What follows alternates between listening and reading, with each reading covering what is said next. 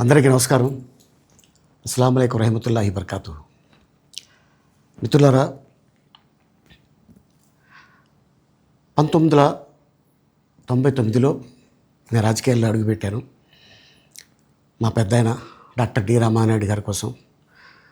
ఎందుకంటే నేను child artist తర్వాత నేను మళ్ళీ ఒక వయసు వచ్చిన తర్వాత నాకు అద్భుతమైన అవకాశం ఇచ్చి ప్రేమ ఖైదీ అనే సినిమాతోటి మళ్ళీ నా కెరీర్ స్టార్ట్ అయింది చైల్డ్ ఆర్టిస్ట్ తర్వాత.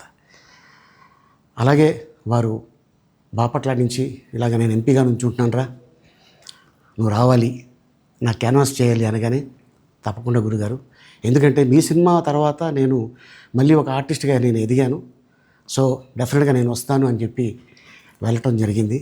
అప్పుడు టీడీపీ హయాంలో దాదాపు ఒకే పార్టీలో 20 సంవత్సరాలు నేను ఉన్నాను. తర్వాత మళ్ళీ ఇటు రావడం జరిగింది. నాకు అన్నం పెట్టింది ఫస్ట్ నా తెలుగు ఇండస్ట్రీ, నా తెలుగు ప్రజలు, ప్రేక్షక దేవుళ్ళు, నా నిర్మాతలు, నా డైరెక్టర్సు, నా హీరోలు. ఈ రోజున ఈ రేంజ్లో నేను వెదిగాను. 45 సంవత్సరాలు ఇండస్ట్రీలో ఉన్నాను. దాదాపు 1200 సినిమాలు పైచిలుకు యాక్ట్ చేయడం జరిగింది. 6 భాషల్లో యాక్ట్ చేయడం జరిగింది. ఓకే, నేను దయాగుణం ఉంది, భగవంతుడు ఇచ్చాడు కాబట్టి నాకు రాజకీయం తోడైతే కొద్దిగా 10 మందికి నేను సహాయపడగలను అనే ఉద్దేశంతో రాజకీయాల్లోకి వచ్చాను తప్ప రాజకీయాలు చేయాలని రాజకీయాల్లోకి రాలేదు. ఇండస్ట్రీ నాకు ఇంత మంచి లైఫ్ ఇచ్చింది, నేనేం చేస్తే బాగుంటుంది అని నలుగురిని చూసి నేను ఒక ట్రస్ట్ పెట్టుకున్నాను మా నాన్నగారి పేరున. దాదాపు 16 సంవత్సరాలు అవుతుంది నేను ట్రస్ట్ పెట్టుకొని. ఏ రోజు కూడా, ఈవెన్ దో కోవిడ్లో కూడా ప్రతి నెల వాళ్ళకి 1000 రూపాయలు నేను సాయం చేసేవాడిని. కోవిడ్లో కూడా ఆపకుండా అలా కంటిన్యూగా సాయం చేస్తూనే ఉన్నాను.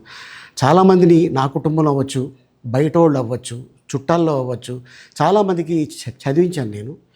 అండ్ అలాగే మా తల్లిదండ్రులు నాకు ఇచ్చిన ఒక గుణం అది అందరితో పంచుకోవాలని చెప్పి ఉద్దేశంతో నేను ట్రస్ట్ కూడా పెట్టుకున్నాను.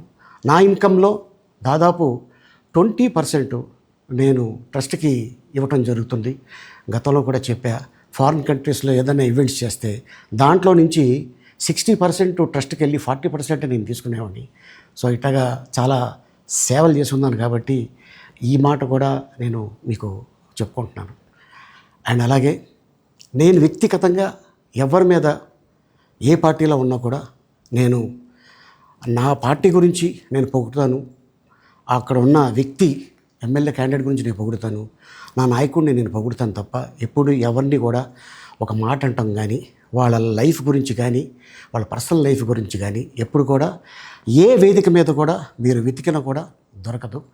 అండ్ అలాగే సో నేను ఈ రోజున మీ ముందుకి రావడానికి కారణం ఏంటంటే, నేను ఏ పార్టీ మనిషిని కాదు, ఏ పార్టీ సపోర్టర్ని కాదు, ఐఎమ్ జస్ట్ కామన్ మ్యాన్గానే ఉండి ఇక నా సినిమాలు, నా షూటింగ్లు నేను చేసుకుందాం అని చెప్పేసి అనుకుంటున్నాను.